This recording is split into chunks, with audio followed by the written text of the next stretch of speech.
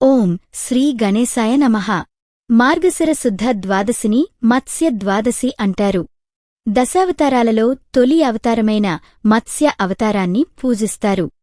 హిందూ పురాణం ప్రకారం మత్స్య అవతారమనేది మహాప్రలయం సమయంలో కనిపించిన ఒక కొమ్ముగల చేప.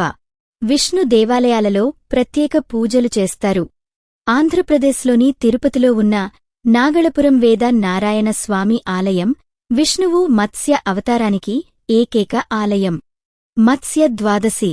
ద్వాదశి రోజు విష్ణువు యొక్క మత్స్య అవతారాన్ని ఆరాధించడం, మత్స్య ద్వాదశిని చేయడం భక్తుడికి మోక్షం లభిస్తుంది. వివస్వత మనువు సమయంలో శ్రీ మహావిష్ణువు మత్స్య అవతారం ఎత్తాడు. ఒకప్పుడు సత్యవ్రతుడు అనే దయగల రాజు ఉండేవాడు. ఓ రోజు ఆయన నది ఒడ్డున తర్పణాలు వదులుతుండగా అకస్మాత్తుగా ఒక చేప చేతిలోకి వచ్చింది. ఆ చేపను నదిలో వదిలేసేందుకు ప్రయత్నించగా, వదిలేయొద్దు రాజా అని కోరింది ఆ చేప. దానిని తన కమండలంలో ఉంచి తన భవనానికి తీసుకొచ్చాడు.